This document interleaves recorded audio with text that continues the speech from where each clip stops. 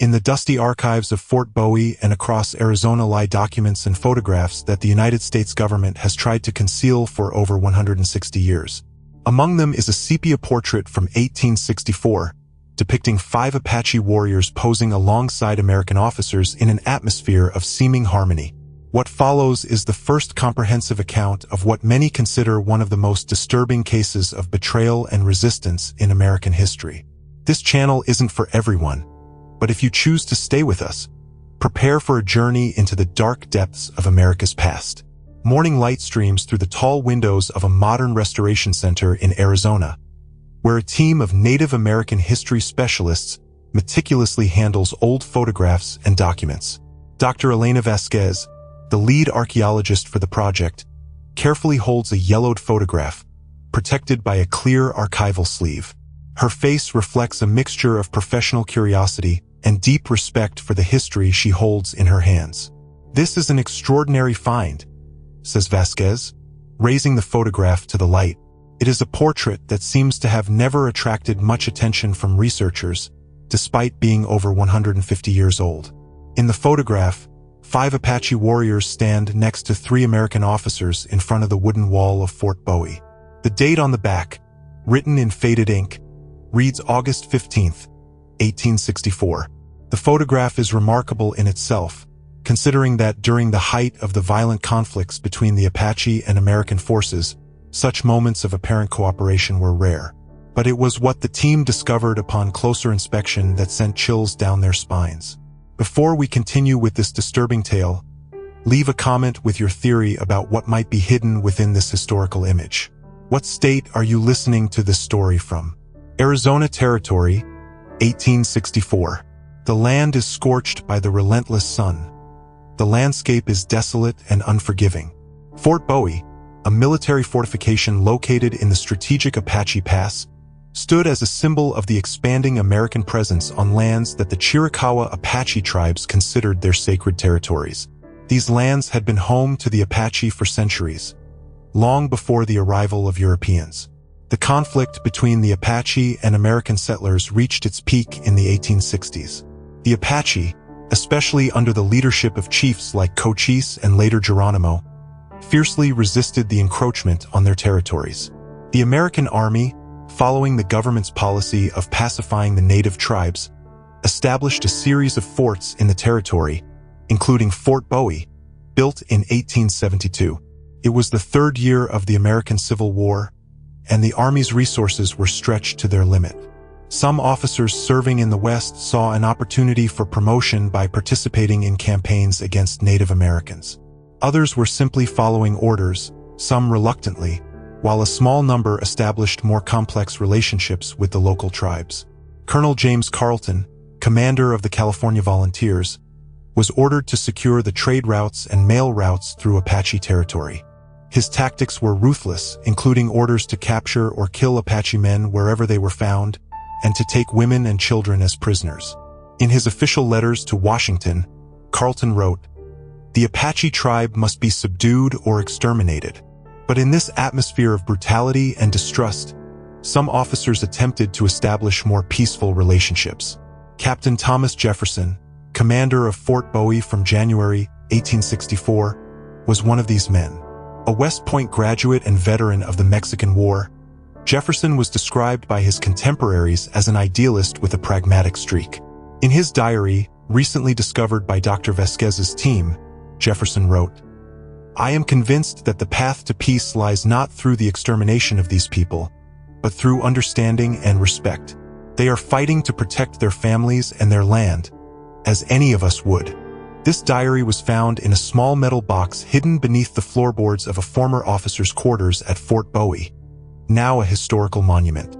The box contained not only the diary, but also several letters, maps, and, most intriguingly, the very photograph that is now the focus of Dr. Vasquez's research. When the team began digitizing the photograph using modern high-resolution equipment, they noticed details invisible to the naked eye. Dr. Mark Trowles, a historian and expert on Apache culture on the team, was the first to notice something unusual. "Look at their uniforms," he said, pointing to the computer screen. "Each of these Apache warriors is wearing a small symbol, either cut or embroidered on their uniform, and they are holding something in their hands, partially concealed. Upon enlarging the image, the team was able to discern these symbols. A tiny, zigzag pattern resembling lightning on the shoulder of one warrior, a small spiral on the collar of another, a small circle with a dot in the center on the breast pocket of a third, something resembling a stylized mountain on the cuff of a fourth, and a symbol resembling an eagle with outstretched wings on the belt of the fifth. These symbols, explained Dr. Trowles, belong to a sacred Apache tradition known as the warrior's pilgrimage. It is a form of silent resistance and spiritual protection practiced when a warrior is in the presence of enemies or on enemy territory. Each symbol represents a specific form of spiritual power or protection. Even more intriguing was the fact that the warriors were holding small objects in their hands. A piece of flint, a small pouch that likely contained sacred herbs, a miniature wooden figure, a piece of painted leather, and a small animal bone. All of these items were part of Apache religious practices designed to protect the warrior in dangerous times. But what were these Apache warriors doing in American military uniforms? Asked Dr. Vasquez. And why were they risking displaying these sacred symbols when their religious practices were effectively banned by American authorities? The answers began to emerge as the team delved deeper into Captain Jefferson's diary and accompanying documents. It turned out that Captain Jefferson had secretly recruited these 5 Apache men as scouts and interpreters in early 1864. This was not an unusual practice in itself. The Army often employed members of local tribes as scouts, but Jefferson's relationship with these particular warriors seemed to go beyond typical military cooperation. In his diary, Jefferson recorded their names: Nalty, warrior with a strong heart; Chata, the observer; Tanta, sunlight; Dasklage, swift knife; and Sinchu, wise spirit. He also recorded that they all came from the same community, Apache, which had recently lost much of its hunting grounds due to the activities of American miners and settlers. "These men did not come to me out of love for the army," wrote Jefferson, "but out of necessity. Their families are starving, their traditional way of life is under threat. They see cooperation with me as a way to ensure some protection for their loved ones, while gaining insight into the intentions and plans of the army." Even more surprisingly, Jefferson seemed to be aware of their true intentions, and to some extent sympathetic to them. In an entry dated June 10, 1764, he wrote, "I am under no illusions as to the loyalty of Nalty and the others. They are here to protect their people in the most effective way available to them. I respect them for it, even if it makes our relationship complex." The captain seemed to have created a unique arrangement with these 5 warriors. They provided him with information that helped avoid unnecessary conflicts and protect both his soldiers and the peaceful Apaches in the area. In return, he provided their families with food and some protection from the more aggressive elements within the American forces. But not everyone at Fort Bowie shared Captain Jefferson's views. Lieutenant William Sanders, his deputy, repeatedly expressed suspicion regarding the loyalty of the Apache scouts. In a series of letters also found in the metal box, Sanders complained to a superior officer at Fort Whipple, saying, "The captain seems blinded by his compassion for these savages. He does not see the threat they pose right under his nose." As the team of historians continued to examine the documents, it became clear that these 5 Apache warriors were part of a much broader network of resistance. They were not simply gathering information for their tribe. They were actively working to sabotage the Army's most destructive plans against their people. Among the documents, Dr. Vasquez discovered a partially burned letter written in Nalty's hand in the Apache language, later translated by an Army linguist. The letter, addressed to the chief of the Chiricahua Apache band, warned of a planned ambush in the canyon to Cabezas. "The soldiers are preparing a large attack when the moon is full," it read. "They know about the camp near the big water. Let our people into the mountains before they come." This letter, dated September 12, 1864, indicates that Nalty and his companions continued their dangerous double game for several weeks after the photograph was taken, but their fate was already sealed. In Captain Jefferson's diary, dated September 21, 1864, there is a grim entry. "Disaster has befallen us today. Lieutenant Sanders intercepted a message from Chata to external Apache groups. He immediately arrested all 5 scouts, accusing them of treason. I fear that I will not be able to protect them from the consequences. From subsequent entries, it becomes clear that Jefferson tried to intervene on behalf of his scouts, but his efforts were in vain. Lieutenant Sanders, with the support of Colonel Carleton, took control of the situation. The 5 Apache warriors were held in a makeshift prison at the fort. Official military records found in the National Archives by Dr. Vasquez's team briefly mention the incident. 5 Apache scouts caught passing military information to the enemy were executed under the laws of war on September 23, 1864. However, Jefferson's diary tells a different story. What happened to those men was not a fair trial or a lawful execution. He wrote in a heart-wrenching entry from September 24th. It was revenge, plain and simple. Sanders and his men dragged them from their cells in the middle of the night. I heard gunshots from the far side of the ravine. When I arrived there, it was already too late. They left the bodies there as a warning to others. I will never forgive myself for not being able to prevent this brutality. Further entries in Jefferson's diary reveal a man deeply traumatized by these events. His faith in his mission and in the Army institution itself seemed to have been fundamentally undermined. In October 1864, he requested a transfer from Fort Bowie, but his request was denied. By December of that year, his entries become increasingly bleak and desperate. The last entry in the diary is dated January 2nd, 1865. I can no longer be a part of this system of cruelty and injustice. I have gathered all the evidence I could about what happened here. Perhaps someday the truth will come out. I leave these records for the future, in the hope that it will be more just than our present. 3 days later, according to official Army records, Captain Thomas Jefferson chose to leave this world in his quarters at Fort Bowie.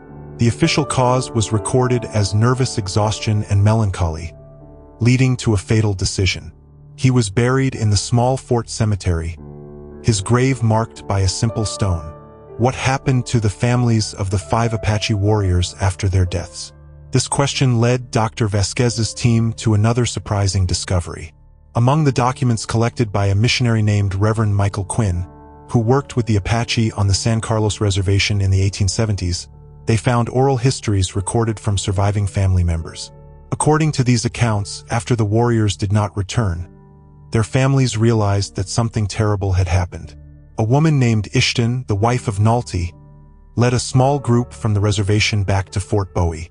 Under the cover of darkness, they found the bodies of their loved ones left in the ravine and secretly took them away for proper burial according to Apache traditions. Quinn recorded Ishton's words, "We came like shadows in the darkest part of the night. We found our husbands and brothers where the soldiers had left them. We took them home so they could journey to the next world properly, with the songs and prayers of our people. We vowed that their sacrifice would not be forgotten." And indeed, according to Quinn's records, the story of the 5 scout warriors was passed down through generations among some Apache groups as an example of silent resistance and self-sacrifice. Their actions, it was believed, saved many lives by warning external Apache groups of impending army attacks. But in official history, this episode was virtually forgotten, with only a brief mention of the execution of treacherous scouts in the military records. The photograph that is now the focus of research was buried in the archives, its significance unrecognized until Dr. Vasquez's team took a closer look.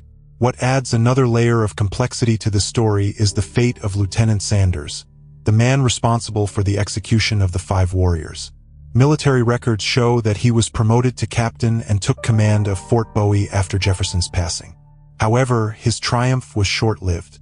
In March 1865, a large group of Apache warriors, led by a chief known only as Gray Wolf, launched a daring raid on Fort Bowie.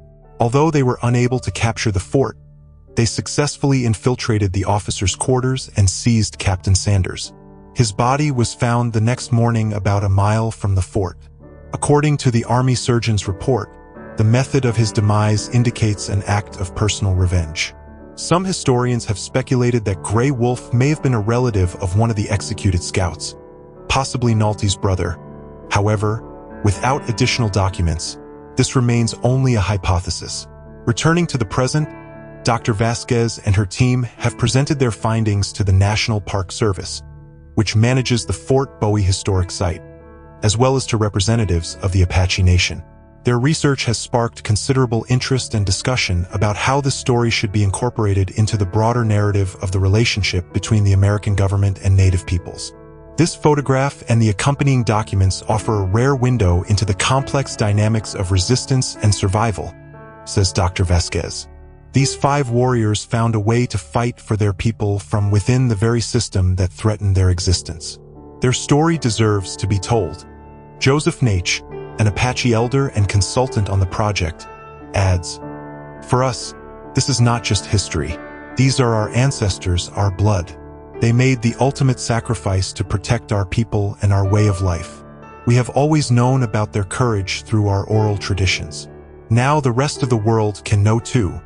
As a result of the team's research, the National Park Service has approved the creation of a new memorial at the Fort Bowie Historic Site, dedicated to the 5 Scout warriors and Captain Jefferson. The memorial, which will be installed near the ruins of the fort, will include a reproduction of the historic photograph and a description of the complex events that followed. In addition, descendants of the families of the 5 warriors have been located and invited to participate in the dedication ceremony of the memorial. For many of them, this is the first official recognition of the sacrifice made by their ancestors. Sarah Tonta, the great-great-great-granddaughter of the Scout Tonta, expressed mixed feelings about this recognition. Of course, it is good that the truth is finally coming out, but for us, the Apache, this truth was never lost. We have always known about the courage and sacrifices of our ancestors. We have kept their memory alive, even when official history tried to erase them. Perhaps the most meaningful aspect of this story is how it was preserved through generations, despite attempts to suppress it. The photograph, which seemed like an ordinary historical artifact, actually contained a coded message of resistance and cultural resilience. The symbols that the warriors secretly wore on their uniforms and the sacred objects they held were a form of silent but powerful testimony of their true allegiance. Dr. Trowles explains, "When these men posed for the photograph, they knew they were taking a risk, but they also knew the power of symbols and the importance of leaving a testament. They used the very instrument of documentation of colonial power, the photograph, to capture their resistance. It is an amazing act of subversion and cultural affirmation." The team's research also shed light on a broader network of resistance among Native Americans working with the American Army in the 19th century. Similar stories have been discovered among the Navajo, Lakota, and other tribes, suggesting that this form of resistance from within was more widespread than previously recognized by historians. Before we continue with the implications of this historical discovery, leave a comment with your theory about whether there were other officers similar to Captain Jefferson who sympathized with Native Americans. This channel isn't for everyone, but if you are interested in the continuous uncovering of hidden history, consider becoming part of our growing community. The impact of the discovery, the photographs, and the accompanying documents has gone beyond historical recognition. It has also sparked a new dialogue about how American history is presented in textbooks, museums, and national monuments. For a long time, the narrative of the conquest of the West and the Indian Wars has been told predominantly from the perspective of European American historians. Stories like the story of the 5 Apache Scouts represent an important counterweight to this one-sided narrative. Dr. Rebecca Whitehorse, a historian from the University of Arizona specializing in relationships between Native Americans and the United States government, notes, "What makes this story so important is that it demonstrates the agency of Native Americans. Too often, our historical narratives portray indigenous peoples as passive victims of history or as one-dimensional, noble savages. The truth is much more complex. These 5 men made strategic decisions in an incredibly difficult situation, using the limited opportunities available to them to protect their people. The National Park Service, in collaboration with representatives of the Apache, is working to update educational materials and exhibits at the Fort Bowie Historic Site to include this new information. They are also creating an online resource that will include high-resolution images, photographs, and translations of documents to make the story accessible to a wider audience. For archaeologists and historians like Dr. Vasquez, This discovery underscores the importance of revisiting even seemingly well-studied historical materials with a new perspective. We must be prepared to see beyond official narratives, she says. Sometimes the most important stories are those that have been intentionally hidden or suppressed. For the Apache community, this recognition represents an important, albeit belated, moment of justice. Decades of policies aimed at erasing their culture and history have made such moments of recognition particularly meaningful. Robert Naini, chairman of the San Carlos Apache Tribal Council, who attended the presentation of the research, put it this way: "When we talk about restoring justice for Native peoples, it's not just about land or resources. It's about restoring our stories, acknowledging the truth about what was done to our ancestors, and celebrating their resilience in the face of unimaginable hardship." These 5 warriors represent a long line of resistance that continues to this day. The metal box containing Jefferson's diary and other documents is itself a testament to hope. The fact that Captain Jefferson hid these materials rather than destroying them suggests that he believed that someday the world would be ready to know the truth. His last diary entry, with its hope for a more just future, seems both prophetic and tragically naive. As Dr. Vasquez notes, it has been more than 150 years before his testimony finally saw the light of day. This makes one wonder how many more similar stories remain hidden, waiting to be discovered. She says, and how many stories have been lost forever? Upon examining the photograph more closely, the team discovered another intriguing detail. On the back, almost invisible without special lighting, was written a phrase in the Apache language, "Nasdn bin," which roughly translates to, "We are still here."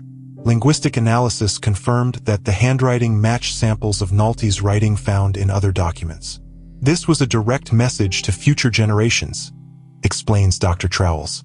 Even when they were forced to wear the enemy's uniforms, even when their traditional way of life was threatened with extinction, they asserted their continued presence and resistance. They were saying, "You may kill us, but you cannot erase us from history." This idea of cultural survival is particularly resonant today, as Native Americans across the country work to revitalize their languages, traditions, and cultural practices after generations of forced assimilation. The photograph, intended as a symbol of military control over a conquered people, has instead become a powerful testament to continuity and resilience. The symbols that the 5 warriors secretly wore on their uniforms have a special meaning in this context. Dr. Trowles worked with Apache cultural experts to more fully understand their meaning. The zigzag lightning on Nalte's uniform represents power and sudden action, he explains. The spiral on Chada's collar symbolizes journey and continuation. The circle with a dot which Tanta wore represents the center of all things, the unchanging truth.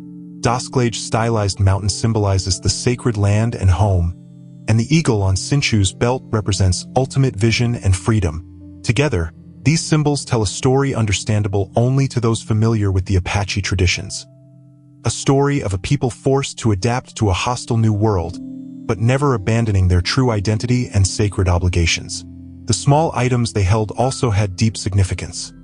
The piece of flint represented the ability to ignite fire and light even in the darkest of times. The pouch of herbs contained sacred medicines linking the warrior to the land and healing traditions. The wooden figurine was a simplified depiction of Yutza, a powerful Apache spirit. The painted leather contained symbols telling the origin story of their clan, and the animal bone, probably belonging to an eagle or hawk, represented a connection to the natural world and the ancestors. Each of these items was a form of prayer and protection, explains Nach. But they were also a form of testimony. When these warriors stood before the white man's camera, they were imbuing the image with truths that the photographer could not see or understand. They were creating a visual testament that could outlive their own lives. And indeed, their testimony has survived. More than 150 years after they stood before the camera, their silent act of resistance has finally been recognized and understood. The impact of this discovery has spread far beyond academic circles. Textbook publishers are revising their coverage of the Indian Wars. Museums are reassessing how they present historical photographs of Native Americans. Digital technology specialists are developing methods for detecting hidden details in other historical photographs that may have been missed by previous generations of researchers. A new research project has been established at Arizona State University dedicated to identifying and documenting other examples of hidden resistance among historical records. The project, called Beyond the Visible: Stories of Indigenous Resistance, has already identified several promising lines of inquiry, including petroglyphs that may have functioned as secret messages, textile patterns that contained coded stories, and songs that preserved forbidden knowledge. What state are you listening from right now? It's interesting to consider what other hidden stories of resistance may exist in your region. Leave comments with your thoughts. For Alice Nolte, the great-great-granddaughter of the warrior Nolte, the discovery of the photograph held a deeply personal significance. All my life, I had heard stories about my ancestor who fought for our people in unusual ways, she says. But to see his face, to see actual proof of his resistance, is something else entirely. It makes the history real in a way that is hard to describe. Alice, who works as a teacher on the San Carlos Reservation, has already incorporated the story of the 5 Scouts into her Apache history lesson. My students see something in this story that they can connect with, she explains. It shows that resistance can take many forms. Sometimes the loudest voice isn't the most effective. Sometimes you have to be strategic, patient, and find ways to preserve what is important, even when all seems lost. This theme of preserving cultural identity in the face of overwhelming forces resonates with many indigenous communities. Today, the Apache and other indigenous nations continue to fight for recognition of their sovereign rights, access to sacred lands, and respect for their cultural traditions. The story of the 5 Scouts offers both a historical precedent and an inspiring example. These men lived in a much more difficult time than we do now, notes Joseph Naich. If they could find ways to maintain their identity and protect their people in such conditions, then we can certainly continue our struggle today. Their story reminds us that, even when all seems lost, there are always ways to resist and preserve what is sacred. As the story spread, it attracted the attention of some of the world's leading experts in historical photography. Dr. Emily Schenk, curator of photography at the Smithsonian Institution, was invited to analyze the original portrait. What makes this photograph so remarkable, aside from its historical significance, is its technical quality, she notes. It's an exceptionally clear image for its time, which has allowed modern researchers to see details that might otherwise have been lost. The photograph was taken using what is known as the wet plate collodion process, a technique that required the photographer to prepare a glass plate immediately before the exposure and develop it while the emulsion was still wet. It was a complex and time-consuming process, especially in field conditions, such as a remote fort in the Arizona territory. The fact that we have such a clear photograph from this place and time is, in itself, remarkable, says Dr. Schenk.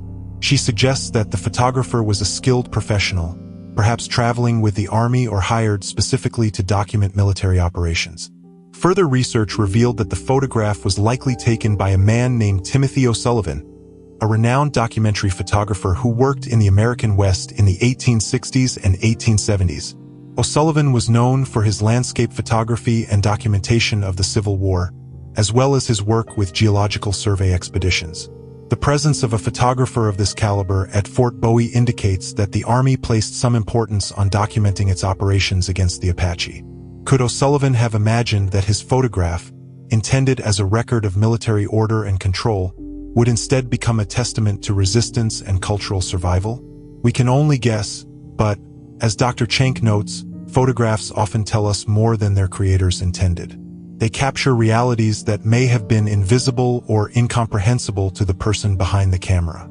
This is especially true in the case of photographs of indigenous peoples taken by non-indigenous photographers. Throughout the history of photography, indigenous subjects have often found subtle ways to subvert the photographer's intentions, adding elements that had cultural significance or adopting poses that conveyed messages intended for an indigenous audience. In the case of the 5 Apache Scouts, their subversion was intentional and well-planned, as Captain Jefferson's diary entries show. Nalta actually suggested the idea of the photograph, Nalta asked today that I arranged to have him and the other scouts photographed in their uniforms. I was puzzled by the request at first, but he explained that they want to have something that they can send to their families to show that they are safe. I will arrange it next week. The records do not show that Jefferson was aware of the hidden symbols and objects. Perhaps the warriors did not fully trust even this relatively sympathetic officer with the details of their plan. Or perhaps Jefferson did know and chose not to record this information, fearing that his diary might be discovered. In any case, the photograph represents a remarkable example of how people in subordinate positions can find ways to preserve their agency and identity, even when it seems that they have no choice. The 5 Apache warriors may have been forced to wear the uniforms of their enemies, but they found a way to turn this symbol of their subjugation into an act of resistance that ultimately outlived not only their own lives but also the empire that sought to erase them. As Dr. Vasquez notes, perhaps the most powerful thing we can take away from this story is the understanding that domination is never complete and resistance is never fully suppressed. Even in the most hopeless circumstances, people find ways to assert their humanity and defend what they hold sacred.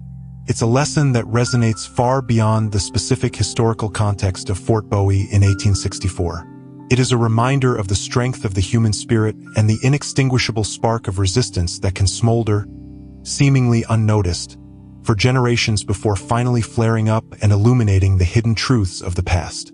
In the archives of Fort Bowie, now housed in the National Archives in Washington, there is a record dated October 1865, a year after the photograph was taken. It is a brief report from Colonel Carleton on the state of the Indian problem in the region. In it, he writes with evident satisfaction, "The spirit of resistance among the Apache is finally broken. Their chiefs have either departed this world or are resettled on reservations. Their religious practices are suppressed. Their language is being displaced by English in our schools. Within one generation, the Apache, as we have known them, will cease to exist." Carleton could not have been more wrong. The Apache people have survived. Their culture and traditions have endured. Their language is still spoken in their ancestral lands. And now, more than 150 years later, the quiet act of resistance by 5 warriors, who looked directly into the camera of history with symbols of their continuing resistance, has finally received the recognition it deserves. At a recent ceremony at the Fort Bowie National Historic Site, representatives of the Apache Nation gathered together with historians, archaeologists, and descendants of the 5 warriors to dedicate a new memorial. Unlike many other historical markers in the region, this one was created with the active participation of the Apache themselves, with inscriptions in both English and Western Apache languages.